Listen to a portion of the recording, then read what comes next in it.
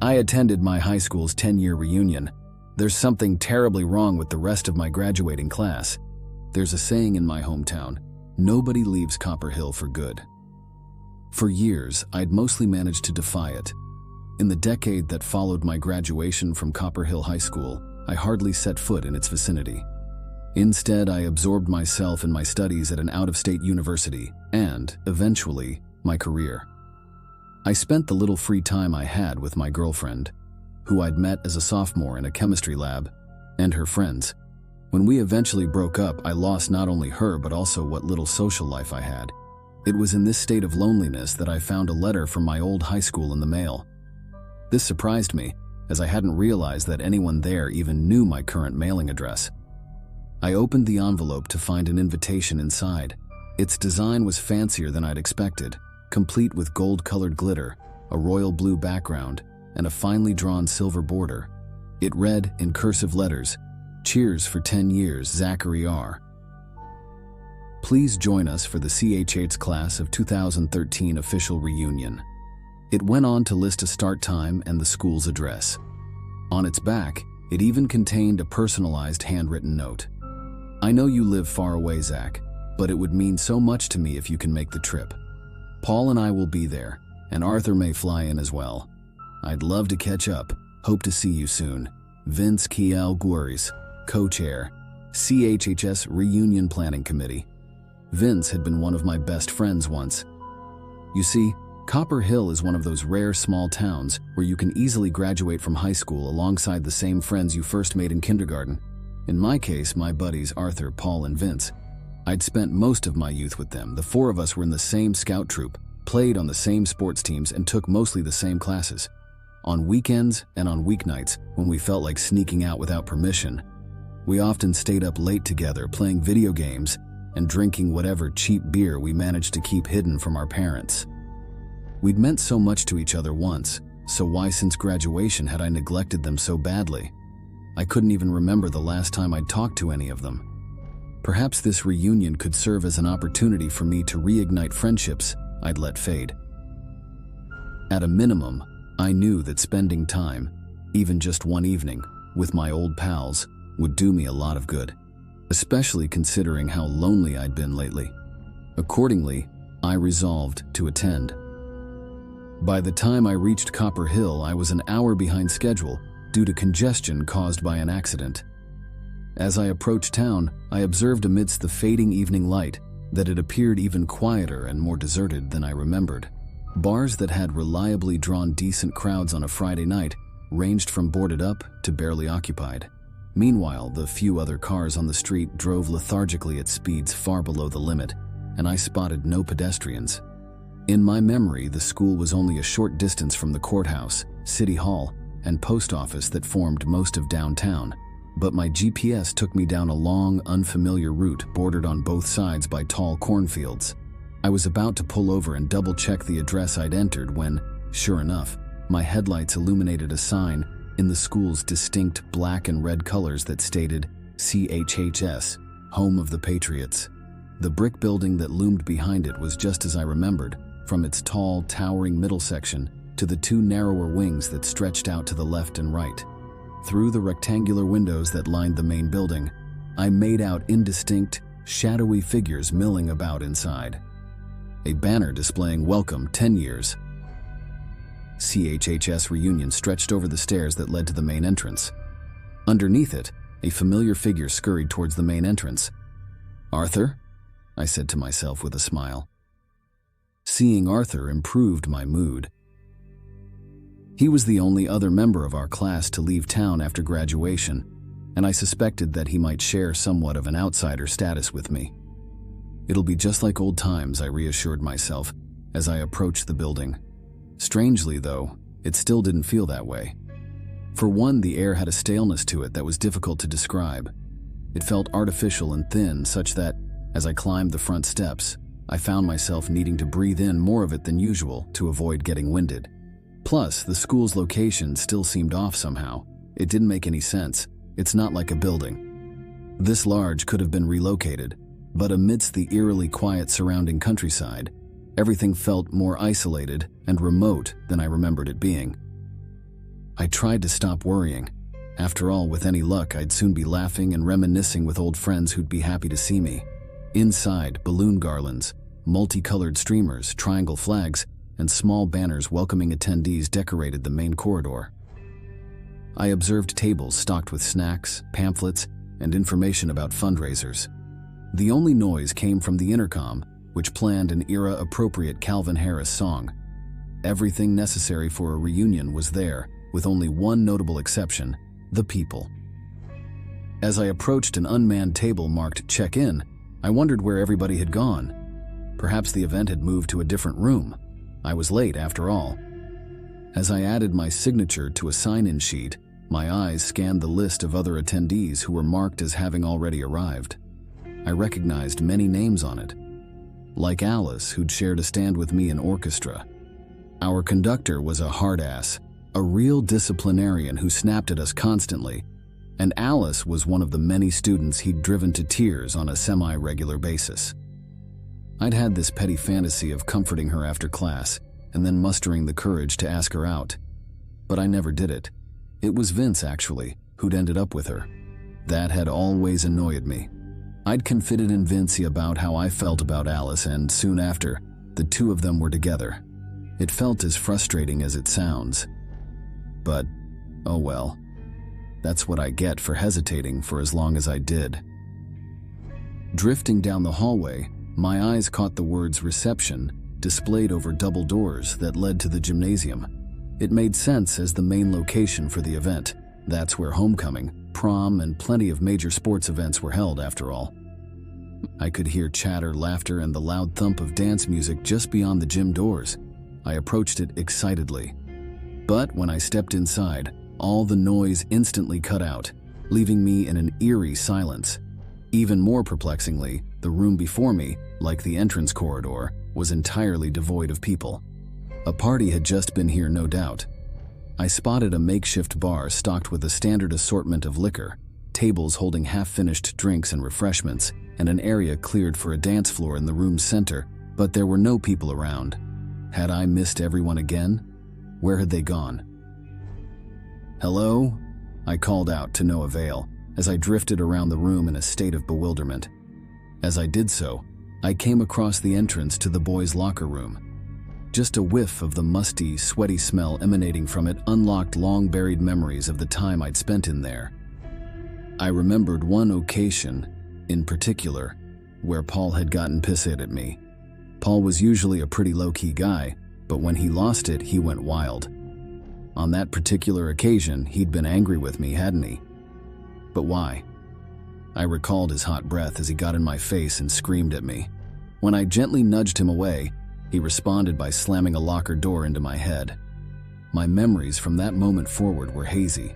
There was a growing pool of blood, the pain of his fist against my cheek, and the cheering of the classmates who had encircled us.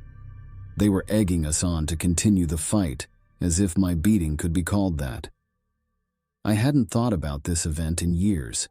How could I have forgotten something like that? My mind churned in confusion. Feeling dizzy, I took a seat on a bench that appeared to be part of a crude photo booth setup as my mind continued to replay this repressed memory. As Paul had continued to pummel me, I'd spotted Vince among the gathered crowd. I'd begged for him to intervene. But neither he nor our strangely absent instructor had done anything to help me. It was only when Arthur got between us that Paul had reluctantly cooled off. It had taken weeks for those bruises to heal. Had Paul ever been punished for it, or even apologized? Surely he must have. We'd remained friends, after all. A strange pressure around my shoulder and a sudden bright light jolted me back to the present. The flash on the camera facing the bench I was sitting on had gone off, somehow, even with nobody around to operate it. How was that possible? Maybe it was automated to go off every so often, and it didn't make sense, just like so much else that was happening. Where was everybody, and whose voices had I been hearing? I'd seen people from the road, and I'd even watched Arthur come inside. But, as far as I could tell, the event was deserted. I texted Arthur asking if he'd found anyone.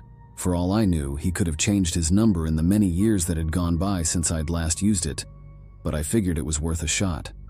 To my relief, he responded right away. Hey man, long time no see. Paul just called me. He says everyone's up on the 3rd floor in Mr. Manelli's old room. I'm on my way there now. Meet you there soon. I couldn't fathom why the entire event would relocate from the area clearly designated for it to the 3rd floor. There wasn't much up there, after all, aside from classrooms and a few administrative officers. Nonetheless, I resolved to head up there. Arthur was there after all, and hopefully the rest of my friends would be as well. Navigating off my memory of the building's layout, I hopped up a small set of steps that connected the gym to the 2nd floor. From there, it would just be a short walk past a few classrooms before I'd arrive at the central staircase, which would take me to my destination. I'd never seen the school quite this gloomy before. Each footstep echoed through the halls. The classrooms were weirdly empty too, bereft of any decorations or other signs of use. I recognized one as my calculus classroom. I remembered how, after class had ended one day, I'd come across a group of students congregating in the hallway. Mary, Michelle, and Abby, like so many of my classmates, had grown up with me, and I'd always gotten along with them. But that day, they were harassing a shy girl, Morgan, I think, calling her all sorts of names. Slut. Whore. Bitch. She was trying to get away from them, but they wouldn't let her leave. Their taunting of her became a regular thing, and it often left Morgan in tears. Whatever happened to Morgan? Like most of my friends, I'd known her since I was a little kid. She was quiet, but she was perfectly nice. Then, one day, gossip about her started to spread. The type of nasty, embellished rumors that often make their way through high schools, full of sexist undertones and double standards. Her former friends shunned her, and she'd been subjected to taunting and ridicule as she walked to class and sat alone at lunch. And one day she was just gone. I'd always assumed that her family had moved away, but was that true? Growing up, Mary, Michelle, and Abby had always been sweet girls. I'd never seen them treat another person the way they'd treated Morgan. But Copper Hill High School had a way of bringing out the worst in people. There was just something about this building, this place that ate away at our souls. Had I bullied Morgan too? Maybe not, but once her mistreatment started, it's not like I'd made an effort to be kind to her or ever invited her to sit with me and my friends in the cafeteria. I could have done more. I reached the central staircase. With each step that I took up towards the 3rd floor, a feeling of dread ran through me. I'd seen something terrible happen up here, hadn't I? It was Paul and Vince. Arthur had done something to offend them. It could have been the rumors spreading about his reasons for never having a girlfriend, his diminutive size, or the way he'd reacted when Paul had beaten me half to death. Whatever the reason, Paul and Vince, when without my knowledge, had decided to subject Arthur to a cruel prank. After school one day, they'd lured Arthur up to the 3rd floor, where they'd taken hold of him and tried to wedge him into his own locker. Now, there's a reason this sort of thing occurs primarily on 90s sitcoms. Most people simply can't fit inside of a locker. Arthur, as short and skinny as he was, turned out to be no exception, but this only made things worse for him. As Arthur later related to me, Paul and Vince laughed rowdily as they slammed him repeatedly into the metal frame. By the time they finally relented, Arthur had bruises all over his body. There were other horrible acts too, other victims, other beatings. It dawned on me that this place had been an absolute hellhole. It's no wonder I, and Arthur too, had gotten as far away from it as we could at the first opportunity. The peculiar thing was that in the years that had passed, I'd somehow forgotten all of this until just now. Instead, my recollections of high school were all happy, all positive. Had false memories of camaraderie and friendship drawn Arthur back as well. Finally, I reached the 3rd level. The overhead fluorescent light fixtures flickered sporadically, revealing in brief spurts dilapidated lockers, litter, and layers of dust and dirt that coated the floor. I approached Mr. Manelli's classroom. Through the shaded hallway window, I could discern the outlines of roughly a dozen figures inside. I heard a voice too. It was muffled and indistinct, but I could tell that the speaker was giving some kind of speech. She stopped and a loud round of applause followed. I reached for the door handle, unsure of what to expect. Hopefully it would just be the people I'd driven 4 hours to see. But, after the events thus far, I half expected the room to be empty. If so, I was jumping ship and going home. To my surprise, just before I made contact with it, the door slowly opened on its own. The brightly lit room before me was filled not with people, at least in the general understanding of the word. Rather, the still, bony forms before me resembled the kind of props a biology teacher might use to teach human anatomy. The skeletons that stood silently throughout the room, that stood posed with drinks, that sat at desks, and that had assembled around a speaker, had to be props, right? Even though Mr. Manelli was a history teacher, my mind searched desperately for some kind of explanation. This had to be an elaborate prank, right? Had Vince and Paul lured me, and maybe Arthur too, out here just to freak us the fuck out? I wouldn't put it past them. It's precisely the kind of thing they do, even if the whole setup, complete with an array of prop skeletons, was a bit extreme. But then who was making all the noises I'd been hearing? Was that part of the prank too? Fuck it, I thought. If this was a big gag at my expense, then I'd just have to deal with the embarrassment later. I was getting out of there. "Zach," called a strained voice in the hallway. "If this a joke, then it's not." The voice interrupted me. "Zach, help me, please." It was Arthur's voice, and it was coming from the hallway nearby. He sounded like he was in serious trouble, so I hurried after him. Eventually, I found myself in a corner of the hallway. One where, if I remembered correctly, he and I used to have lockers. But, once again, I found myself alone. I yelled out his name several times. "Arthur? Arthur?" It was no use. I appeared to be at a dead end. That's when the locker next to me shook. I jumped back surprised, and it was shut, but not locked. I gripped the handle and pulled it open. Nothing could have prepared me for what I saw inside. It was Arthur's torso. The rest of his body was gone, and something was dragging what was left of him further away, further back into a dark abyss where the wall should have been. Blood gurgled out of his mouth as he gasped my name one last time. He reached out a red-stained hand. Hoping to somehow pull him out, I tried to take it, only for whatever unseen force had taken hold of him to pull him away, leaving behind a wide hole in the back of the locker. More blood gushed through it, leaking onto the hallway floor. "So glad you could make it," said a monotone voice behind me. I whirled around to see two fleshy arms emerge from another locker across from me. The skinless figure left wet, red stains on the white surface as she got to her feet and stepped towards me. "Don't you recognize your old crush? Surely 10 years haven't been that rough on me." Alice?" I stuttered, stepping backwards. Lockers all around me started opening, each accompanied by a new pair of bloody arms of figures that slowly crawled outwards. My survival instincts kicked in. I sprinted away, my legs frantically carrying me towards the main staircase. All around me, figures emerged, reaching out to me as I passed by. Through an open door, I noticed that another classroom was filled with skeletons, just as Mr. Manelli's had been. When I reached the main staircase, it was guarded by a tall, fleshy figure. "Don't you want to be with us?" it asked in a familiar, deep voice that I knew to be Paul's. "We can be complete, a full class, all of us together again like old times." He lurched for me. Just barely I managed to dodge him, but I lost balance in the process. Before I knew it, I was tumbling down the stairs. Pain shot through me as I collided with step after step. Finally, I landed on a level surface. Dizzily, I climbed to my feet and did my best to ignore the soreness that spread throughout my body.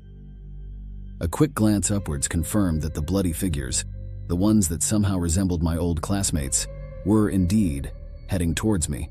Meanwhile, the temperature inside was rising noticeably, and the walls around me were steadily changing in color from a dull gray to a deep red. As I scrambled down the rest of the stairs and across the main corridor on the first floor, an intense tremor ran through the building, sending me sprawling to the ground. Despite a sharp pain that spread through my ankle, I hobbled as quickly as I could to the exit. I didn't look back as I made my way across the parking lot to my car. I started the ignition, backed out, and headed towards the long road I'd used to get there. In my rearview mirror, I chanced a glance back at the school. It was shaking violently, like it was being struck by an earthquake. My car lurched in different directions as the ground underneath me also started to rumble. In an effort to avoid my car being sent off the road and into the neighboring fields, I frantically steered it to the center, between the lanes heading into and out of town. When I looked back again, the school was somehow even closer to me than it had been before. How was that possible? Was it following me? I floored the accelerator. Row after row of cornfield flew by me as I drove at the fastest speed of my life. I was on the edge of town, close to the nearest interstate ramp, when local police pulled me over. As the officer approached me, I stared into the rear view mirror. At the first glimpse of whatever it was that had chased after me, I'd hit the road again. Law enforcement be damned. In truth, I hadn't seen my pursuer since I'd exited the cornfield a few minutes ago, but I hardly felt safe. "Clocked you going nearly 100, son," said the officer. I stayed silent. My baffled self was unsure of how to best handle the situation. The officer gave me a quizzical look as he examined my ID and registration. "You're Don and Fran's son, aren't you? The one who left town?" I nodded. "Why'd you come back?" "There was a 10-year reunion for my graduating class." He shook his head. "I doubt that." He looked down, then at my perplexed face. "Where, exactly, was this reunion?" "At the school," I said. I struggled to understand his reaction. What about my story didn't make sense? And regardless, was I about to be booked for driving 50 miles over the speed limit? Is that something they throw you in jail for? "Wait here," barked the officer. He went to his car where he proceeded to have a long conversation over his radio. After a few minutes, he returned to me. "Get out of here, son. Leave and don't come back. Don't do something like this again. You hear me?" Yeah, that's fine," I said, astonished. "Then scram," he ordered. I obliged and began the long journey home. I had no idea what to make of what occurred. I can hardly find anything at all online about Copper Hill High or any of my classmates who went there, and I'm not exactly eager to reach out to any of them. I can't make much sense of what happened, but I'm sure of one thing, that I barely made it out of that situation, and that I shouldn't press my luck much further. My ankle needs some more time to heal. Once it does, I'm going to try joining a social club and making new friends.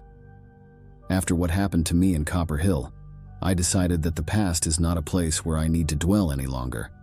2 weeks have passed since the reunion. Today, an envelope with no return address arrived with my mail. It contained a single photograph on glossy paper with a short note written underneath. The image featured me on the bench in the photo booth, sitting to my side with his arm over my shoulders, was Vince. He wore a blue-collared shirt and looked normal. No missing skin, no bloody imprints on the surface around him. Paul crouched behind us, a dopey grin on his face. He too looked just as I'd imagined he would in his late 20s. To Paul's right, Abby, Morgan, and Michelle posed together with their arms around each other. It was a perfectly ordinary image, the exact kind of photo you'd expect to be taken at an event like that. The handwritten caption underneath read, "Although your visit was briefer than we preferred, we all had a splendid time catching up with you, Zach. Please feel free to come by anytime. Nobody truly leaves Copper Hill after all. Vince K. Brisser, co-chair, CHHS Reunion Planning Committee." P.S. The note continued, "We are delighted that Arthur has finally joined us. Maybe you will too at our 20th. The writing up to this point was cursive font in traditional black ink. The last few words, however, were larger in size, messily scrawled, and colored a deep shade of red. "See you then, buddy, if not sooner."